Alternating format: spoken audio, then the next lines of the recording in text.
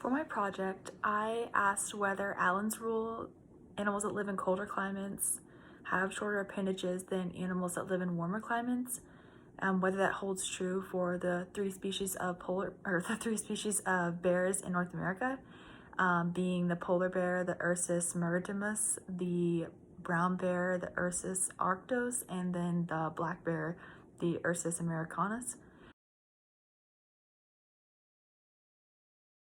The motivation for my project came from the Ego Munch talk about the decrease in the size of large carnivores, especially bears, and I was interested in whether the decrease in size of the bears would affect the probability that Allen's rule was supported. But first I would have to figure out whether Allen's rule was supported between the three species of North American bears, which is where the subject of my project came from. So my hypothesis obviously went along with the Allen's rule, stating that animals that were found in colder climates, which would be the polar bears, which were all found in Alaska, they would have shorter appendages than the other two species of bears, the black and brown bears. I analyzed the data of the ear and the tail length for each of these species of bears using a public database, vertnet.org, which Professor Lanier gave me to use. This is actually a database that she contributed to herself, which is kind of cool because it contributed to my project. But I compiled the data of, I think it was 4 different brown bears, 5 different polar bears, and about 15 black bears into a spreadsheet and calculated the ratios of each species' ear length to their total body length and created box plots for each species and compared them in their own graph. And then I compiled the data of the tail to total body length of the species and compiled them into box plots and compared the data. And then it also allowed me to separate the 3 species of bears into climatic regions. So one being the colder climate bears and one being the warmer climate bears.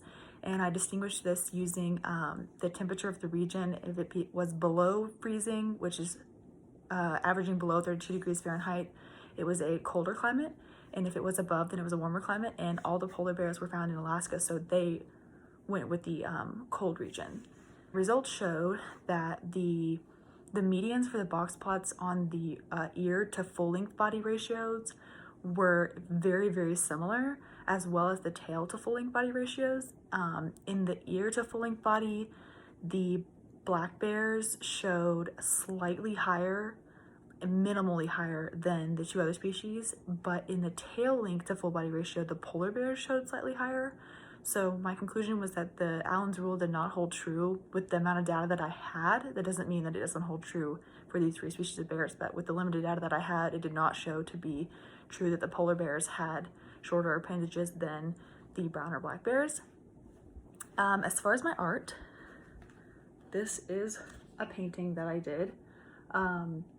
I chose to do paint because I wanted to be able to show the 3 distinct colors of the species of bears, and if I were to do color or color pencil or drawing, it wouldn't have worked out as well.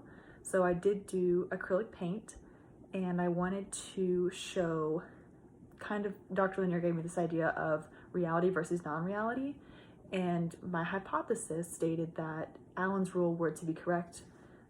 So that is what's shown by the shadows of these teddy bears down here, because this is a flashlight shining on the teddy bear sitting on a table. And the shadows are supposed to show what Allen's rule actually states, with the brown and the black bear having bigger appendages, as in ears, than the polar bear in the middle here, which has smaller ears. But in reality, the data showed that all 3 bears had the exact same appendage size, so they are all identical. And that is it.